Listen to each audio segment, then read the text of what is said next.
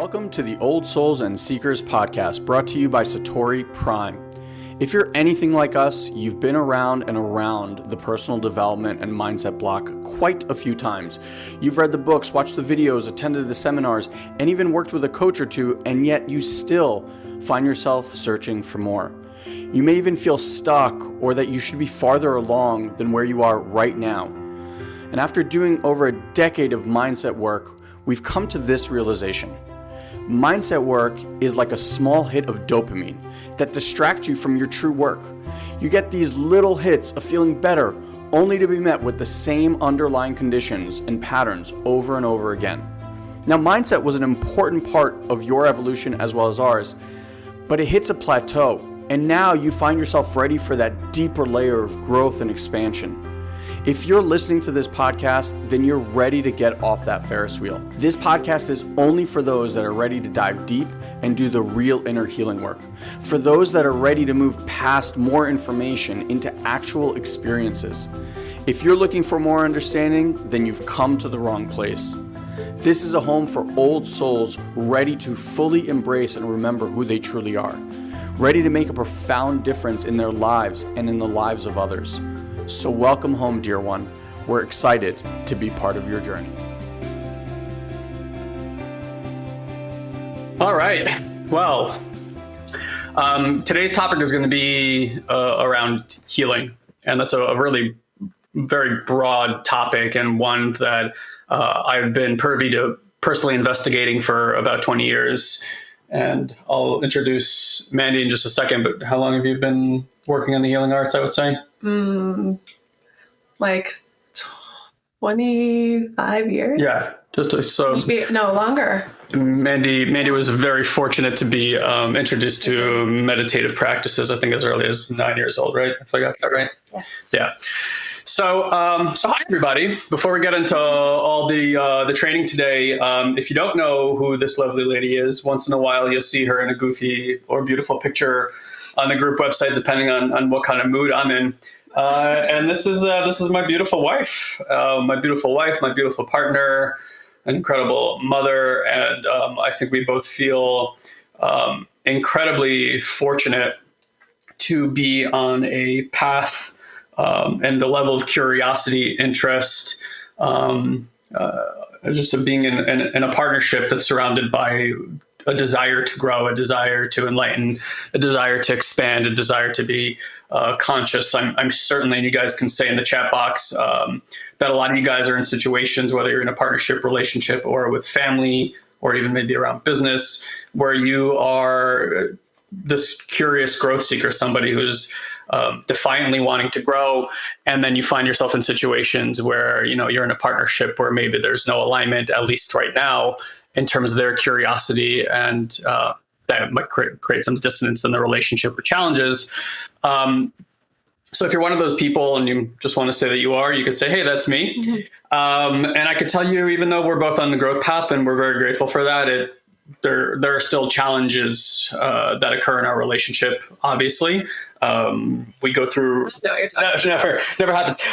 We go through some really deep healing processes. And if anybody's gone through deep energetic healing processes, oftentimes it does reveal kind of what's in the basement, right? It's like dormant memories, dormant energies, discomfort, and old triggers that you could have sworn you dealt with like 20 years ago. Absolutely. And then it's like, there it is in your partnership, and you get to work through that. So again, I'll just say, and then I'll let you chime in, is, I think the beautiful part about our relationship and why it's such a wonderful experience is when we show up as our shitty selves, love never falls out. And we truly have a commitment to hold and see each other, even when that's occurring, because we know we're actually not hurting each other. In fact, we're helping each other heal. And that's a very different way of looking at challenges in a relationship, where oftentimes it feels like it's a game, or keeping score, and one person's got to have more power than the other. It's this power over, power under structures that exist in our society and have for a long time.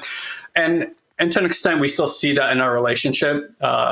Nonetheless, and I should say, and we have this incredible container where we get to hold each other and know that as that arises for the other person, when it's held in love, when it's held with space, when it's held with consciousness, when it's held with presence, which we'll talk a lot about in today's training, an incredible amount of healing can happen for that other person, which is like the most selfless thing you can do, is hold somebody when they're being shitty and allow for them to heal. And then, of course, that enables for some beautiful things to come into the relationship as well. Anything you want to add about relationships or healing before we pick our partners as a means of opportunities of growth and learning. So how we take those lessons, how we choose to react to the lessons that we're receiving in the moments that we're receiving them, and then how we choose to grow and learn from them, are such a dance in a partnership. And it's a really beautiful path when you can find somebody that is willing to be in alignment with you. And if you are with someone that's not necessarily in alignment with you, that's also the path that has been that you ultimately chose, right?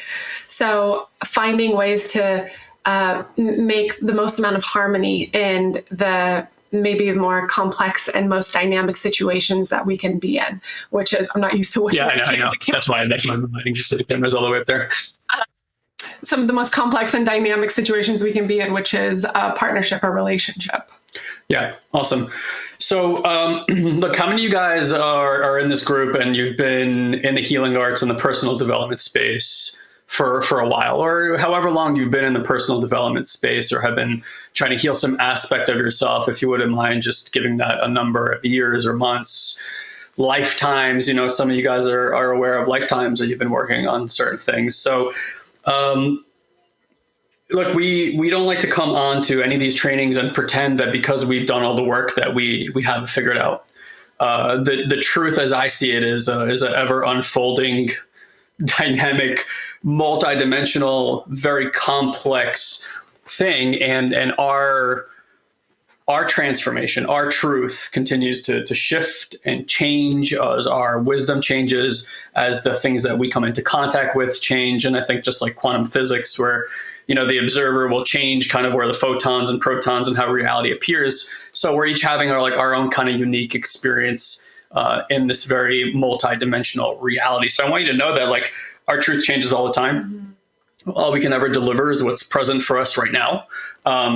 So if you come here looking for the hard facts, that's not what we deliver. And I see a lot of trainers and teachers out there are afraid to tell you that they have arguments with their spouses, or that not every day is pristine and perfect and all that kind of stuff. And what we do find, and this is a big aspect of healing that I want to speak to today, is making that turn from seeing things as a painful and demise, or like, you know, these hardships that have been so much the paradigm for such a long period of time on this planet, to really starting to shift everything as the opportunity. Mm-hmm. Seeing that when something like gets tilled, like the soil in a relationship gets tilled and stuff comes up and there's suddenly discomfort. We just went through something like that this weekend that was very uncomfortable.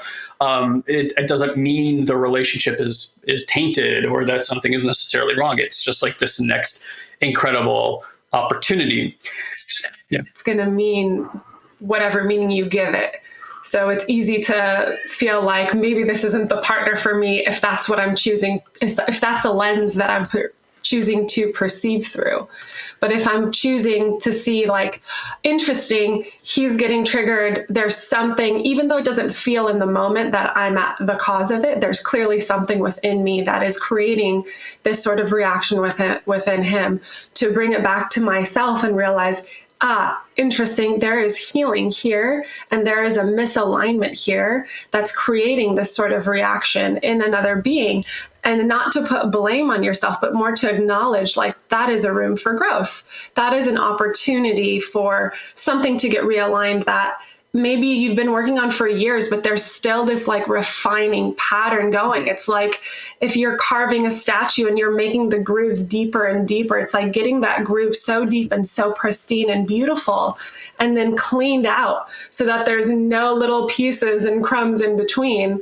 And that's what these kind of growth experiences feel like the longer you're on the path, that I think probably a lot of people can experience, can agree if they've been on this path for a long time. Yeah. So I see some of you guys are starting to ask questions, and we certainly encourage you to do so. Some of your questions may just be answered in this exploration. And I really wanted today's training to be a bit of an exploration. And that's why I call it the art and science of healing. I've once posed this question. I said, is healing a science or is it an art? Well, science is going to try to make healing a science. Okay. But then again, science will always do that. It wants to measure, it wants to quantify, it wants to understand, and that's perfectly fine. Not demeaning one or the other, but we can certainly make dancing, for instance, a science. Right? We can look at the angles and how people keep their feet straight and point them and get these straight lines and stuff like that. However, we all have seen dancers who have taken something that was a process and procedure, a science, so to speak, and then they embody and self-express in such a beautiful new way that the science becomes an art. So for me, healing has both aspects. We can try to understand it through the conditioned mind. And I would say that most people that I have met, not all, but most people I've met, if they are in a personal development space, have relegated themselves to the science of healing and have not gone through enough of a process, which is really the process of mastery. And just to kind of talk a little bit more about that, I've never seen anybody go through any process of mastery, whether it's in musical instruments or dance or business or relationships or anything, just because they love it and they want to become a master of that craft, not learn some of these very deep, important lessons that ultimately take something like that and turn it into an art of self-expression. And so healing for me, and I think for Mandy would agree, has become more of this dance. Okay. And I think we've gotten ourselves to a place in our lives where we can, I think, say that we are no longer very interested in understanding. The understanding always seems to come later as you inquire and get curious about something, but you always understand. So I want to just, again, pose to you guys a question, like how many of you guys have been trying to heal some aspect of you? Can I add something? Yeah, and let me just ask a question while you answer because it takes a little delay.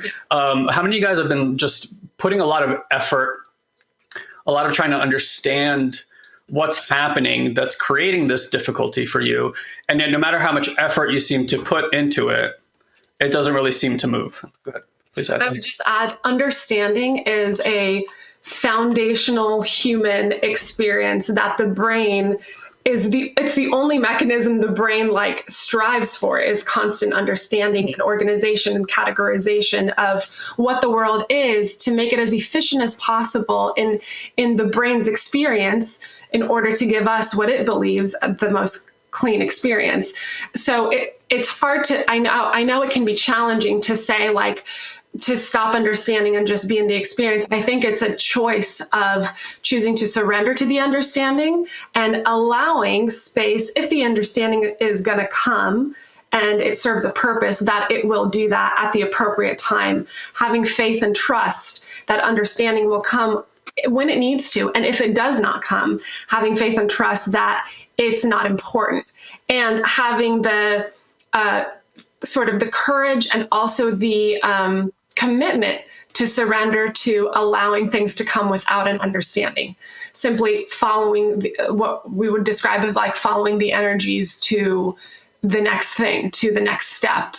Yeah, I would say it's a very edgy place to bring someone to, right? Like you can bring a horse to water kind of situation, to bring them to the place where you actually tell them that it's okay to not understand what's happening. Healing, in our experience, is very sporadic. It has its own timing, and it actually cannot be forced. So I just want to draw your guys' attention to those of you guys who are applying a lot of force towards trying to create some kind of healing or transformation in your life. And I just want to ask you, how's that going? Yeah. And actually, Susan, even the words that you're using, constantly trying to heal, the word trying in and of itself is this process of efforting, of almost efforting to a point of fixating on something so much. And when you fixate on anything, it doesn't give it room to release, right? It actually keeps it stuck in that place. So like we're saying, it's a very fine dance of both allowing things to move and being aware of them without actually fixating and putting pressure of move, you need to move. I want to change this part of me. I need to heal. Yeah. It's almost a masochistic approach of force, and force in any situation of a proper healing never actually serves healing in the highest way that it can be served. That's right. So there seems to be, so I just want to go again, call you guys' attention to this idea of like trying to force some kind of outcome. Like how many of you guys know that you're trying to force some kind of outcome? And you can just say I or yes in the chat box if that's you. And again, I want to draw your attention to how little that does to resolve anything. If anything, it probably actually adds to the tension, the stress, the overwhelm, and the anxiety that you're experiencing. So we like to present, and this is not our idea, but I like to present this idea here, that there really are two paths to growth work. And the first one is that it's just that it's this focus on growing up. Okay, so there's like a growing up lineage of healing work, and there's a waking up lineage of healing work. When the sort of things in like the growing up lineage are like doing things that increase your integrity, putting yourself, mindset work, right? Taking responsibility for things, learning how to use nonviolent communication. This and plays in this kind of realm. Also, like you, let me change my story and shift my paradigm. But what you'll find is that if you spend a lot of time in this realm, and while it may be effective at certain things, there is like a management that you're learning. So it's almost like before personal development, for those of you guys who are in around that work, it's like there was almost like a lack of awareness. So there was a lack of being able to manage your own system. But as you understood your system more, as you gained awareness over why you do things, and that's really like the base question of personal development. Why am I doing this? And it's like, okay, well, what created that? And then how can I shift the story around that? And then like, what are the tools to do that? But what you're basically saying is, okay, cool, I've gotten awareness now, so I'm going to learn how to manage myself better. But then you get into these situations where the management systems fail because the stress, the anxiety, the overwhelm, what have you, is too great. And then you find yourself in this old pattern. And usually what comes along with that is the shame, blame, and guilt inside the system about like, oh, I haven't changed yet. And then what do? You go reach for the next book. It's got to be, okay, this leader's got to have the right answer, and so on and so forth. And then so we get into this habit of like the answers in the next book, or the answers in the next video, or the answers in the next course. And for the most part, over the last 70, 80 years, there hasn't really been a lot of innovation in this space. Certainly neuroscience is giving us insight, but the same spiritual technology that was taught in the 50s more or less is being rehashed, remarketed, renamed, and it makes it seem anew. But the fact that I know that I'm unable to downregulate my nervous system, that knowledge doesn't give me the wisdom about how to do so. The body doesn't feel, the body hasn't learned how to do so, even if the thoughts have. Right. So a lot of you guys who have been in personal development space are very adept. You're extraordinarily informationally knowledgeable. And so your conditioned mind, quote unquote, has the quote unquote, again, right information. However, when we operate from conditioned mind, we're still always an ego and identity. And until we learn how to energetically and from our awareness, literally disconnect, unhook from, unmerge from our conditioned mind, then we don't get access to this other realm. And the other realm is what we call the waking up realm, the waking up piece. And in the waking up realm, you don't need mind at all. Conditioning does not matter. Understanding does not matter. These are energetic experiences, frequencies, vibrations, coherence type of experiences that can only be learned through individual and collective direct experiences. Okay. And a lot of what we focus on here in the Old Souls and Seekers and Satori Prime as an organization is how to bridge these two worlds, not just to give you guys the foundational understanding of how the psychology works, and significantly more important in our point of view is how do you go and teach somebody how to unmerge from the conditioned mind with your awareness, which is, by the way, what we do at our 2-day intensive. So if you're somebody who is interested in like, okay, that's starting to make sense for me. I see I'm not making headway by applying effort. The irony is in the waking up piece, it is the more amount of effort you can give up, meaning the more you can surrender to the experience, the more healing occurs. It's the exact opposite of the rah, let me try really hard, let me constantly read, let me invest in myself so much drive my freaking brain crazy with all this new information, but still that relationship doesn't change, but still my business is not taking off, but still I don't feel in alignment, but still my health is being impacted, but still I'm stressed out, but still I'm not sleeping, and all those but stills that come along from the personal development space, a lot of that stuff can alleviate as we start moving towards the energetic pieces. Anything you want to add to that? No? Okay. So, and for those of you guys who, yeah, go ahead. Yeah, I figured. The two pieces of growing up work and waking up work, even if you're on the waking up work side and you're like, I am so super connected, I talk to my angels, I can manifest anything I want. But if the growing up piece is not there, and again, this like harmonious dynamic of the two, if that's not there, then your reality of living, your actual life, will still not project your high level of connection, meaning maybe your life is not as abundant as it could be, or the relationships are not as rich as they are, or maybe you desire to have a partnership in your life and you don't have someone, or maybe whatever those things that are not balanced in your life, there is still like that growing up piece. You can meet these people that are talking to their angels and they're super awkward when you just have a human conversation. That's right. And that doesn't actually, that's beautiful. And we want both to exist because we are human beings living on this planet. And yet we are spiritual beings ultimately having the human experience. So we still need to have that human experience. That's right. So a lot of people, depending again on how your system is organized, and we can go into a 3-day dissertation on why certain humans develop the way that they've developed. Some humans shoot their energy out to create safety. Some put it in the ground to create safety. Some hide deep in their systems to create safety. And kind of depending on how your system got organized, and this has a lot to do with the perception you had as a child, past lives, energetics. I mean, very, very complex amount of detail here as to why that is. Different people will use their spirituality, so to speak, in some ways. Like, again, some people will just have ethereal experiences nonstop, and they think, well, let me keep doing these experiences because I eventually hit this point of enlightenment and I can escape this reality. And where we sit now, that's not the goal at all. The goal is to have these extremely high, multidimensional, expansive, infinite essence of love, God experiences, and then bring that all the way through back into the system and actually ground it into the human so that the human being on this planet arises as the essence of that spirit. And again, the opposite, if you're just doing the grounding work, the growth work that Mandy, and you're not getting some of these higher states, then your perception of love, your connection and support to ethereal, you're basically working your ass off thinking that it's all you. And then you get lost in this ego identity that it's like, it's only you. It can only come through you. You're the reason why everything is happening.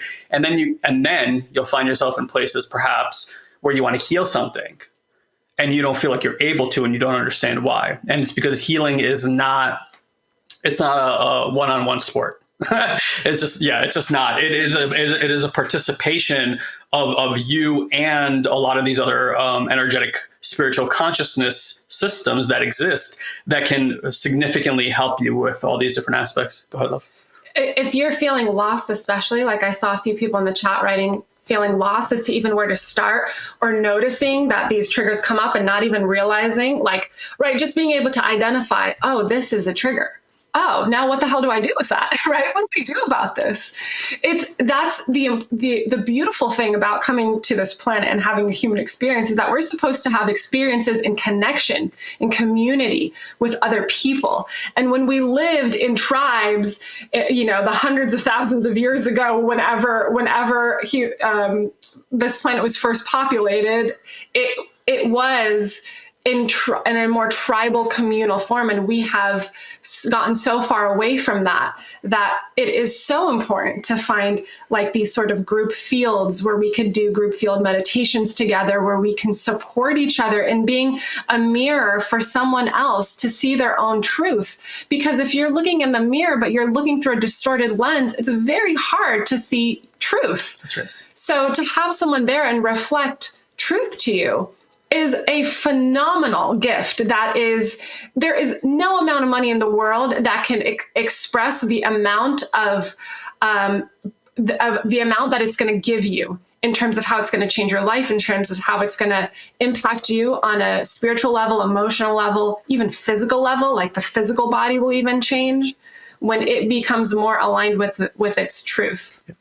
I've yet to meet an individual that has been going through a waking up process that wasn't being guided by somebody. Because in effect, the enlightenment process is a transmission and gets to be transmitted through somebody who can transmit that. And the transmission can't come through mind. It's an embodiment. It's a frequency, right? So if we start thinking of the body less as a physical apparatus, and the truth of all matter as we see it is space and vibration, right? So if it's all space and vibration, what most people are trying to do is they're trying to change the matter. Their life doesn't work, something's not working, the relationship. So it's like, oh, that has to change. So they need to change because what you see is outside of yourself. And if you haven't developed the inner eye, so to speak, right? Not the inner eye, like I identity, like I myself, but like the inner eye, like a view of what there is happening inside the system, what you will immediately realize is that you are actually a vibration and a frequency, and that the reality that you're experiencing is a manifestation of the frequency of that vibration. So then what needs to change is not the physical reality, which is, again, what most of the world still is trying to actively work on. If you look at most political structures that are disharmonious, if you look at most societal structures that are disharmonious, and we obviously have a lot of that over the last few years, but last few thousand years, right? Also, you'll see that we've been stuck in this pattern of you need to think like me, you need to feel like me, and you need to act like me. And we do this because what I say ultimately is the foundation of every human being is we just want to feel safe. So people go about trying to determine how to feel safe in this world, thinking that if everyone thought and felt and acted like me and had my paradigm, I would finally feel safe. Finally, we can all have this agreement. But if you just take a moment to step back and think about us assuming that we can make that a reality, that's absurd, right? 8 billion people having 8 billion different experiences, raised in different ways, in different cultures, in different languages, with different lineages of different understandings that will never all agree on anything. However, the funny part is when we look at spiritual texts, we start seeing an incredible amount of overlap in terms of how people believe we came to be, the connection that we have, energetics, and so on and so forth. So what we really want to focus on is how do we shift the energetics? And what I want to tell you is, again, you can't understand this through growth work, is how to shift the energetics. And how many of you guys are tracking this? Okay, so just say like aye or yes. You're like, wow, okay, this is interesting. And if you're somebody, by the way, who wants to have a conversation with somebody on our team to explore how we train people in this, what we do at our 2-day intensives, anything like that, just go ahead in the comment box at any time during this presentation or really on any of our content. Just say, I want someone to talk to. And Nikki's probably in this group, maybe Corey's here right now as well. They're always looking at these comment boxes, they're checking it out. And these are our two all-star concierge team members who you can either just have a conversation with in Facebook Messenger. So we recommend you add them as a friend so you can get their messages. Otherwise, it will go to your message request folder. And if you need help finding that, that's fine. Or you can set up a free 15-minute growth seeker plan call with them, and they'll kind of walk you through and see if there's alignment with where you are in your life. Sometimes people are just not ready for this type of work. Like it's as simple as that. It's totally okay. And don't be hard on yourself don't be judging yourself if that's not where you're at right now. And you got to be very real with yourself. That's all we can do, right? We are teaching from the alignment and truth that is a truth to us that we have learned, and we are reciprocating it in the best way that we can. But you have to be true with yourself too. There's so much that you can learn from other people, but ultimately you have to take, we are inundated with information. Ultimately, you got to take the pieces that have hit you in your heart to such a deep level and resonated through every cell in your body. And you're like, wow, that is true. That is true. Yeah. That is what you want to follow. Those are the threads in your life that you want to follow. And I'll add that when you get those threads in your life and they do give you the chills and you're just like, wow, I'm being pulled to this, it it will challenge you to follow those threads, because it can sometimes make you uncomfortable. It can sometimes make you step out in ways that you've never done before, do things you've never done before, spend amounts of money you've never tried before, travel somewhere you've never been before, but do it. Because what we can't see is the full picture of what the universe has ready and in store for us. And if we did, it would be a no-brainer. Every single time, it would be a no-brainer, because we would see that the return on your investment is going to be so freaking high. It's a no-brainer. Sure. But from the other side, we're just seeing the little stepping stone. And in that moment, that stepping stone seems like a mountain. But if you can take that little piece and trust that the next stone is going to be set for you as soon as you take, or within a time frame of taking that next step, you're going to be generously rewarded over and over and over again. And this is not like a conspiracy theory. This is experience of thousands of people that do this on a regular basis, including so many of our clients that come through Satori Prime, so many people that go through the 2-day event. And actually, to add, if anyone here has been to the 2-day event and wants to write some of the tangible experiences that change for them, please do. Please share all the beautiful things, because we want to create momentum that gets to circulate through this group of old souls and seekers and so far beyond that. That is the purpose. That is the goal. Our life's work is, we don't do like spiritual training every day just for ourselves, even though it's pretty cool. Yeah. It's so much bigger than that. And I think anybody that's in here that's even listening to this feels that. So many of us feel that bigger shift, that ripple that goes through the planet.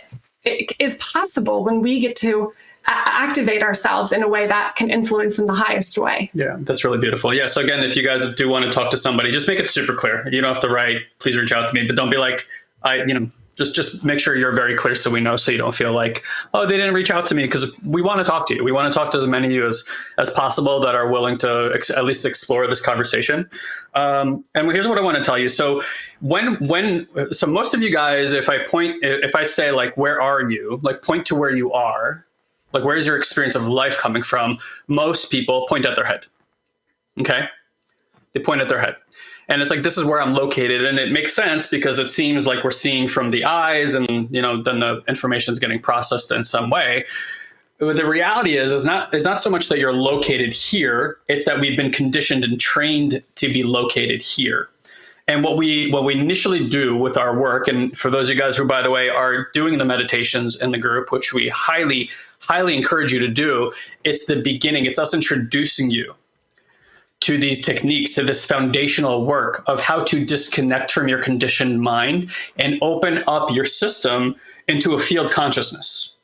Okay? Field consciousness is where channeling experiences come from, where sporadic healing experiences come from. When you're experiencing a flow state, by the way, in your life, you're connected to field consciousness. You just got there without knowing how you got there. We want to give you a roadmap of how to bring yourself there consciously and start expanding the amount of time and the open windows of time that you spend in consciousness, basically in presence, in creation, in flow state, in partnership with field consciousness, which is another fancy way of saying in modern terminology of being with God, right? So you could call it God, you could call it field consciousness, universe, whatever you resonate with, doesn't really matter to us. We just want to open you up so you actually start having direct experiences of how the field supports and has always supported humanity. But when we live in the conditioned mind, we close from that space and we can feel very lonely. And I saw somebody post that, the first time you experience reality is very harsh. It can be. Certainly can be the experience of reality. And we can tell you it does not have to be that way at all. Reality can be a magnificent unfolding of beauty, of like watching a flower bloom regularly. And most people, again, just from our experience, I've gotten to coach, we say over 10,000 people, but it's got to be like, 20s or 30,000s of people that we've been exposed to over the years.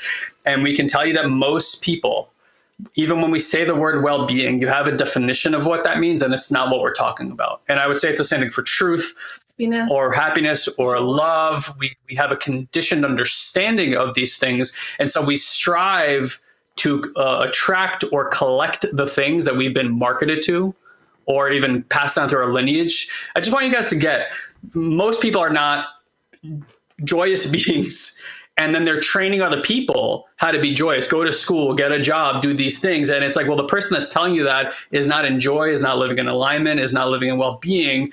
They may not have been the best person to teach you about that. My parents, same thing, right? And I'm not faulting that. We're talking about generations of things that have been passed down through lineages, belief systems, and then marketing and consumerism and all the other things. Not bad or wrong, just saying it leads to certain beliefs we have about how we're going to get to be happy, how we're going to attract safety into our life. Most people think it's through money.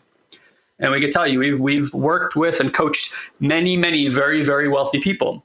And there's a scary proposition when a human being has checked all the material boxes that they were told to. They have the degrees, they have the money, they have the business, they have the wife, they have the kids. The superficial. All the superficial things. And they feel just as scared as the day that they started to collect those things, because none of those things are attributes that give you these states of well-being. It can only be directly tasted, only for each individual person on our planet. And if we want to see the world change into a more compassionate, transformed, inclusive place, then it really is the selfish job of each person to bring the selflessness of our entire culture out by doing our inner work.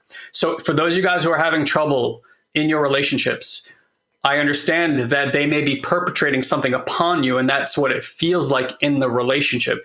And if you want that to shift, it's not about them changing. It's about the vibration here needs to change so that that person's no longer responding to this vibration. And that's not, again, not to shame you or guilt you or blame you. It's actually should be good news, because then you don't have to work on them so hard. It's biofeedback for yourself, right? Absolutely. It's like the world is giving you feedback saying, hey, something you're emitting from here is causing this to point back at you. Yeah. So when you can acknowledge that place and pull and really separate the ego mind from the divine mind in a way where you're open to being wrong, in a way when you're open to hearing the other person's perspective and not blaming, then you can come to magnificent experiences and allow things to resolve in your body that may have been there for so many years. Sure. And just from looking, right, so some people are like, hey, no material for me, no money, no wealth. My parents told me that money doesn't buy happiness. Good lessons, right? And by the way, it doesn't make those things true either. There's nothing wrong with wealth. There's nothing wrong with even having a desire. We have a desire to be wealthy, to be, to that level of life, and to be philanthropic and to create things. And that's the vehicle that we have in this reality to do that. So a lot of people get stuck on, well, if you're spiritual, why do you have money? This kind of stuff. And we're not concerned about your material belongings. We're concerned about the attachments that you may have to the material belongings, or what vibration they keep you at that then has the rest of your life unfold in a certain way that's not in alignment with you. There's nothing wrong with creating wealth or even having material things when where they're produced from, or what chose to have that is coming from this deeper state and alignment and flow. And from that place, things come very easy. Wealth can come very easy. And by the way, alignment does not mean that wealth blows up. Even people who proclaim that they're going to teach you how to manifest everything that you want, all that kind of stuff. At the end of the day, what we can teach somebody is how to find your alignment and how to consistently get in more alignment. Maybe that alignment means that you've already created a lot of wealth, but that wealth is attached to some old energy. Like that wealth was created from a wound of trying to create safety, right? Because maybe you saw your parents lose a lot of money when you were a kid, and you said, that's never going to be me. And so now your drive, your actions in life have been sourced by this wounding, this broken heart or whatever it might be. And so the money is connected to that broken heart. And no matter how much money you collect, it actually just emphasizes that broken heart because it never has enough. It's trying to fill the wound. Exactly. The broken heart. And so you'll find, right, like super wealthy people, it's not like someone hits $1 billion and they're like, good, I'm good, which they would be if they stopped. They keep consuming, right? They keep doing this. So a lot of times what people name as success is really the recipe of, not because the person went beyond the wounding, it's actually a symptom of the wound itself. And so if you're in alignment, you might find certain relationships fall away. You might find certain money falls away, but it's because there was like a toxic relationship there, so to speak. And the alignment is rearranging that. So just to kind of take a few steps back, I was talking a bit about the conditioned mind. And if we start talking about psychology, and if we start talking about even energetic things, because we've mostly clearly defined everything in language. We'll take something that is actually new, and we'll conveniently place it into things that we already know, because it's the only way that we can seem to understand is in relationship to what I've already learned. And so we do this funny thing where we get obsessive. Like you hear something like, yeah, I've heard that before. Yeah, no, I've read that in the book before. Well, that's I got it. Yeah, no, I've read that in a few books now. I've been practicing that. Retreat. Yeah, I went to a retreat. Yeah, and that kind of stuff. And again, I would just offer that this is the trap of this identity. This is the trap of this conditioning. We don't want to train your mind. We want to show you how to work above and below it in a direct experience by unhooking from that. Okay. Now we can certainly do examples here, but then you guys will get obsessed with it and start asking a million questions. And that's really what our 2-day programs are for, is to give you a direct experience. And I want you guys to know, if you do come to our 2-day, and it doesn't it's called the Intuitive Mind. Intuitive Mind. For the record. Yeah. If it doesn't completely blow your mind, like it doesn't completely shift how you are focusing and experiencing life, you can just get 100% money back guarantee. And I want you to know, in all the many times that we've done this program, not a single person has ever asked for a refund. And we have had people who are very energetically attuned, who've been in personal development for 30, 40 years. And regularly we hear things like, I've never been exposed to something like this, or I didn't even know this existed before. And we're telling you, this is very unique. Like, if you are here listening to the two of us speak, I hope you hear beyond the words that there's hopefully a certain resonance, not that was given to us, although certainly that might be our lineage, that we have cultivated a practice. And there's nothing really special about some of the gifts that we've been able to develop. What's special is the amount of time that we've taken to cultivate it. Dedication and commitment that we don't even, it's never something we sacrifice. That's always a priority in both of our lives. Thankfully, it makes our relationship a lot easier for that. Sure. So just to kind of diagram this for your mind, but to not obsessively make this like a process, right? Like, I know some of you guys probably follow like big, leaders, well-known people, and won't drop their names over here. And it's like, okay, well, they give me a 5-step process. Like, what's the 5-step process? And I'm going to tell you again, that they're giving you tools, great, but they're giving it to your conditioned mind. And then you're trying to recondition your conditioned mind by managing it better. But then you'll find this wounding comes up. So we want to talk about, like, how do we just how do we actually work the wound? Like, how do we actually go to this part in the system that has not felt connected? And so it gets disowned. And so that people have this vision that, like, doing growing up work is, I want to be whole, perfect, and complete, but I don't want this aspect of myself. So I'm going to train this out of my system, or I'm going to put this over here and we're not going to talk about it. And they think by like omitting that somehow they will become an enlightened being. And it's like, well, no, enlightenment is the all. It goes all the way through the system, every aspect of yourself, every characteristic, every identity, every part that we can identify and not comes with the system. So if you've had this purview that it's like, well, I'll be that person when this is gone. I'll be that person when they're gone. I'll be this person when da, da, da, da, da. I'm going to tell you right now, anything that you have experienced emotionally, mentally, sensationally as a human being, it comes with you. It doesn't go away. Enlightened people would not obfuscate themselves from feeling angry. They would just see it for what it is. It's a feedback tool that gives you an opportunity to grow and learn and to continue to expand. Fear is the same. Discomfort is the same. And for anybody, again, who's done plant medicine work here, you know that energy is all about surrender, and the growth happens in those critical moments where you can actually feel like the identity is almost dying. And then you go, I can't. And then you finally go, fine, I will. And you surrender. And this incredible experience comes on, and a sporadic experience of healing happens. So we want to take those same principles that happen in the jungles and with plant medicine work, and we want to train you guys how we can actually do that internally with our own systems. So I want you guys to get that no matter how much understanding, how many books you collect or courses you do, you will never be able to stop your body from having an experience, like a sensational experience, okay? It would take something very radical. Yeah. For something like that to happen. And there are much gentler, kinder, easier ways to learn lessons. as we've learned over and over again, take the easier path when you have that choice, right? Otherwise, life shows you, and sometimes the lessons can be more abrasive. Yeah, and truthfully, guys, growth work can be very pleasant.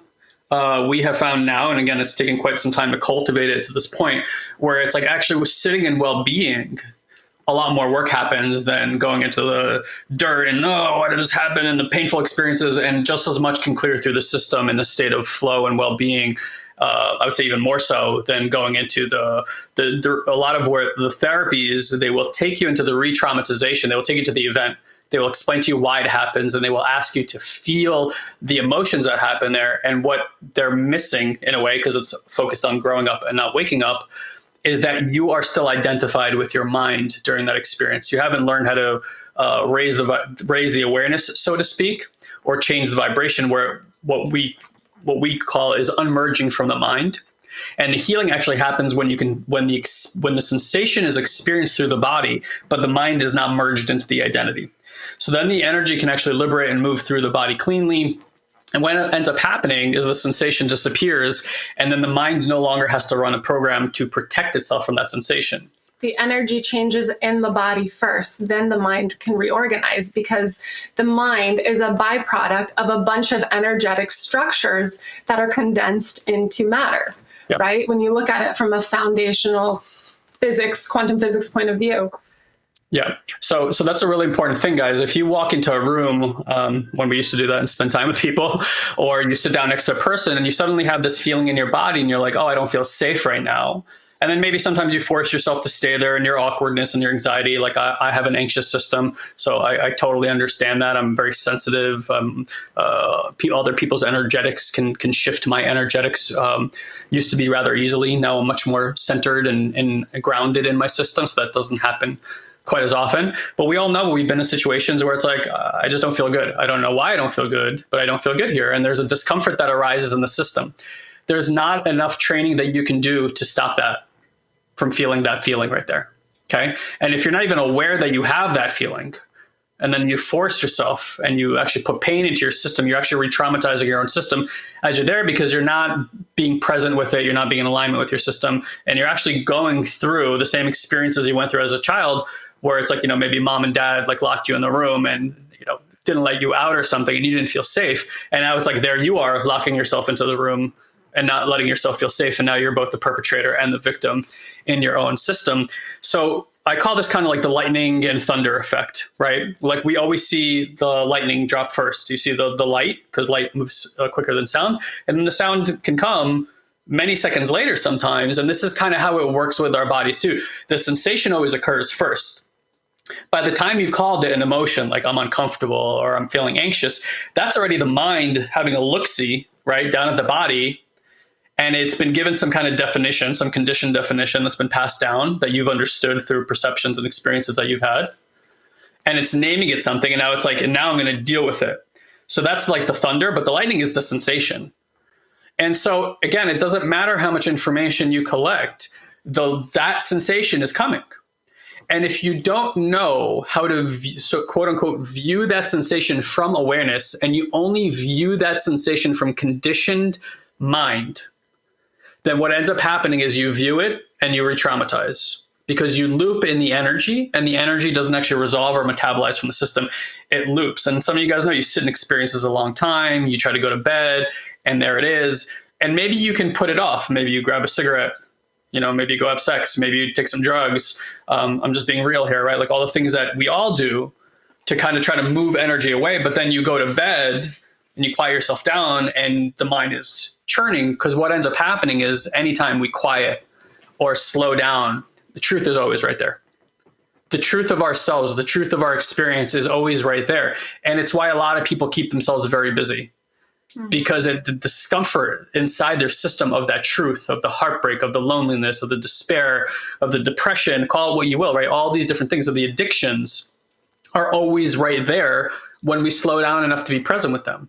So what we want to learn is, how do we actually bring this kind of awareness to those sensations? Because your freedom is not by trying to understanding it and moving away from them. It's actually moving through it. Because if I finally go through an experience with awareness, with presence, with safety, with support, these are really important things that I just mentioned here, but for the sake of time, I'm moving through them more quickly here. When that happens, can you imagine if you finally went through that heartbreak, but in the supportive matter, then that sensation is no longer fearful for the system. It moves out. And again, the technology and the things that we use here, the techniques, and I hesitate to call them any of that because it's not scientific. It really is a dance. It's a feeling. It's a direct experience, is that the energy will move through the body. The sensation dissipates, meaning it's resolved. It goes away, non-existent. And then the mind that was there, that was giving it a name and then dealing with it through some automated program, some strategy that you've run so many times, it's become an automated pattern, that actually no longer needs to run. And then now, instead of there being fear or anxiety, there's just space. There's connection and well-being. And what's there is immediately this opportunity for something new to arise, something new to unfold and manifest in that energy. Is there anything you'd like to add to that? Yeah, I think what Guy is talking about can be thought of as like a spiritual procrastination. You get a little bit of alleviation on some of these quote unquote symptoms that you're experiencing, right? Like a trigger or whatever, a little bit of relief from a trauma you've had. And then because of that little bit of relief, you're like, oh, wow, that was really good. I did good. I'm growing. We're good. I could, I'll read another book next month. I'll check out this course in a couple years. I'll do this thing. And so we keep taking this little bit of edge, and then we give ourselves a lot of procrastination time before we jump into the next thing. And where that is coming from, that sort of spiritual procrastination piece, is a part in your system that doesn't truly want change. And that is coming from the small mind, not the greater mind. That is coming from the ego mind, not the divine, beautiful, divine soul mind that we all have. And so just acknowledging that, and even noticing every time you get those little bit moments of relief, even like listening to a podcast and you're like, wow, I had this big epiphany. My whole world has changed. I see this big differently. Don't stop there. Mm-hmm. Don't stop there. Because if you do, you end up crushing yourself eventually all over again. If you don't practice and implement the things that you're doing on a regular basis and simultaneously growing, the bones are going to heal in the improper way. That's right? Like they're not going to, and then you're going to have to do the whole thing over again. So give yourself the permission to continuously grow. And some people in the chat were writing earlier that personal growth there is no end to it. We think of enlightenment as being the goal. We are thinking of that with the human mind. Maybe there's enlightenment of being human, of this planet, but what happens outside of that? What happens in the realm of the souls and angels and in other galaxies and in the entire universe are different levels of enlightenment. And so if we are capping ourselves anywhere, then we're putting a glass ceiling over our head as to where we are going to grow to, and we're doing ourselves a disservice. Yeah. And so we'll start wrapping it up here, but I want you guys to know that there is a divine intelligence to your body, okay? There's an intelligence that's connected to, and it's easy to see on every child. Like we have a 2-year-old at home, like even though the example of walking is there, right? Or the example of talking is there, intrinsically, like walking is just something the system does. We can certainly support it and give them a little balance, but it's like there's no human that's not getting up and learning how to walk. Like no human's just like, well, not this lifetime, like I'll give that up. There's an intelligence there that is working with us all the time. And again, another place that you can see it is if you like cut a finger or some trauma to the body or you break a bone. There's never a time where your body's like, this time you sutured up, it's always taking care of it. And notice that it's in an attempt or doing a very good job of bringing it back to its neutral state. Okay. So there is this law of neutrality, of this movement towards neutrality everywhere and everywhere in our life. And this is what ends up happening when people effort or put a lot of energy, we call this excess potential, into something. You're actually disbalancing, you're dysregulating this universal law of neutrality or harmony. because you're saying, I really, really, really want that thing and I attach to it. And then you start investing all your energy heavily into it. And again, what has to happen is not the thing that you want, is actually the exact opposite in order to neutralize that energy. So part of the beauty of learning how to sit in well-being and being in alignment in our system is actually where the flow state begins, is in that state of neutrality. And when you're neutral, there's an opportunity for the intelligence to bring into your life what's in the alignment of that frequency at that moment. And it does so in a very accelerated fashion because there's no resistance to creation. Oftentimes when we're trying to create or heal, right, like we're the ones I want, and that I want is actually the resistance point. And so it's very paradoxical because we think by worrying we'll have safety, but it's like the people who worry are the ones that oftentimes have the least amount of safety or have a lot of trauma or torment coming up in their lives. And again, people who talk about control. Yeah, control, right? All this kind of stuff. And again, different systems organize different ways, not that one is better or worse, just using it as an example. So healing is a neutral point. Why neutral? Why neutral? Yeah, explain why. Why neutral? Mm-hmm. So what do you mean about that? It's important. Yeah. I'm just not sure where you want to go with that. Yeah. When you are creating an expectation for an outcome, you are already setting yourself up for failure to achieve that outcome, because most times it's not going to result the way we imagine it, because the universe is far more grand than the little narrow mind that we have that's only looking through a small lens where the universe can see the entire possibility of everything. And so when we're in a place of neutrality, we remove expectation, we remove self-judgment on what it might look like, whether it's good or bad, and we allow the highest form of what is going to serve us in the highest way to show up. And that will always lead to the path of least resistance, to the path that is filled with the most amount of love, abundance, joy, simplicity, with the least amount of suffering. So neutrality is so important. And it's easy to talk about neutrality without having, when you don't experience it, it's very difficult to understand what that really, really, really feels like. And then when you begin to feel neutrality, you begin to feel the moments when you're not in neutrality. And that is perhaps even the bigger lesson and the bigger distinction, because that's how it can carry through your life on a daily basis. Sure. And that's an important aspect that she's talking about here, because it's like every time we create that excess potential, that energy, we're creating modulations in the field, right? It's like playing a note. You can play a very loud note, right? Sharp sounds. You can play a very low note, bellows. So where, again, the body's carrying these modulations too, our frequency and vibration, it's a coherence. So sound, when it's like this, is not incoherence, right? Like who wants to hear like all the time? It's going to drive you crazy, or boom, boom, boom, without any other sounds. It is that consortium of music when it comes together that creates this coherence wave that's very then pleasant to listen to.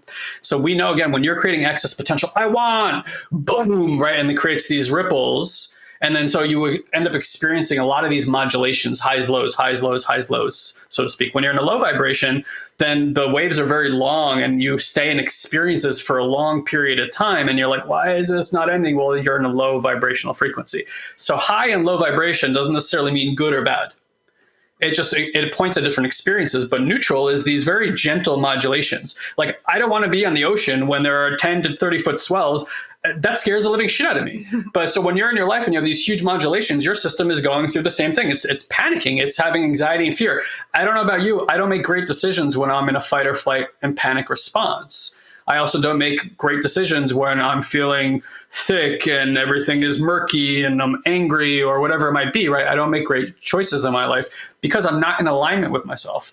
But if I can learn how to have these gentle modulations and I'm in this neutral state, you'll suddenly notice that things that arise from you are rather spontaneous and create a lot of beauty. So what Mandy pointed to really beautifully is that when we create goals, like the way that most people are taught to create goals, it's like a clear vision. And we're not saying not to create vision boards and do all these things. They're very helpful tools, more helpful when you're in alignment, less helpful when what's creating them is the scarcity. Because the energy that is sourcing, desperation. Yeah. What really matters is not the actions that you guys take in your life. It's the energy that is sourcing that action that really matters. Let me say it again. It's not the actions. You guys think like if I take the right action, things will happen. It won't. if what's sourcing that energy, what's sourcing that action is fear and scarcity and anxiety. In fact, energy begets energy. If you create from scarcity, whatever is being produced will oftentimes create more scarcity or fear or what have you. So again, all this technology, everything that we do at the Intuitive Mind 2-day intensive is to teach you guys through direct experiences, not through a process or methodology, how to find this neutral point within yourself to allow for energy to liberate and move through the body so you can become more fluid. The mind then reprograms itself without you having to think about when to do it. And you get to understand that your body, your soul, has its own timing. It's very, very patient. And your mind, because of the culture that we're in today, get the app, get the food, everything's a click away. It's the exact opposite. We become extraordinarily impatient. We want everything 7 seconds from now. And your body, it actually scares it when the mind tries to force its will on it. So you can either try to create goals. And just think about that for a second. When it's forcing a will, that is, the other side is closing up, because it's like a attack. It's like being attacked, right? So it closes up and it doesn't allow flow to come in, which is the opposite of what you want. Yeah.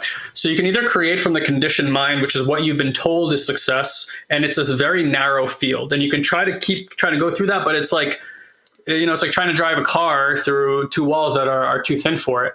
And so I call this, like, you can have good stuff come through life, but it's going to be like a trickling. Or you can start learning how to surrender into this field, which is an infinite space that has no walls at all, and then see what actually comes into your experience, which 99.999, I want to say 100, but we all know we can't say 100% on anything, is so much grander than anything that your mind can conceive of. Because again, the foundation of the mind is identity, ego, and conditioning, and it really can only see through that lens. And there are many, many, many multidimensional vibrational lenses that one can experience life through, and most people are just choosing a single lens their entire life on this planet. And again, the books and the videos are not going to allow you to have a direct experience. They're going to explain something that actually has no words, which is why it needs to be directly transmitted. So I think we'll close it out there. And I want to remind you guys again, if you want to come learn about these transmissions, because our courses really are about transmissions now. We'll give you some of the roadmaps so you're very clear, but we want to take you to a place so you have a direct experience with something. Like being on the opposite side of it is like trying to explain love to a 2-year-old. We can find the language for it, but if you've ever fallen in love with a partner and you're in that space, you know that it is hard. It's a very difficult thing to bring to language. Language is a descriptor, and it describes things in relativity. These things we're talking about do not exist in relativity. They just exist, and they always exist, and they always are. Doesn't matter what's happening in our world or in our relative reality. They are just there. So if we get revealed, right, and through our system, these things that are always there, then we can always come back to it and get resourced from this thing that never actually changes or moves. It is just always has been, always will be. We can connect to it very deeply. So if you guys, again, are interested in that, please, again, let us know in the chat box in some way. I'm putting this up here. You can say, call me, but you can really write anything as long as it's clear for us to know that you want someone from our team to reach out to you. And they're going to have a conversation with you very simply. They're going to find out what work you've done, if any. It's fine if you haven't done any. They're going to find out where you're at right now, and then they're going to explore with you whether there's an alignment with the work that we do for where you are right now in your process. There is no pressure for you to buy anything on these calls. We don't even let them offer you that unless you ask for it and you say, yeah, I'm ready for that. And they will, they'll direct you and let you know how to participate in one of our programs. I think that's it for me, unless you have anything else. No, yep. I'm just, this was super fun. Cool. Thank you, everybody, for all the amazing chat box. It just exploded. It's so fun. So appreciated being on here with Guy. It's been a while since we've done one of these together. It's been about a year. Yeah. So yeah, thank you all. Yeah, we love you guys. Thank you for being part of the group. Please take advantage of the resources. Again, I highly recommend, if you haven't taken them, you can go to the welcome post. There's the training where we describe how this process works. It's a way for you to book your calls as well from there. Grab the meditations. Again, if you don't know where they are, just ask in the group. We'll get them to you and really start practicing it. Here, again, I want to reiterate, it doesn't matter if you understand what I'm doing in the meditation. The meditation is transmission, and it's a beginning of you resetting the foundation of how your system operates out of the conditioned patterning that you've lived in.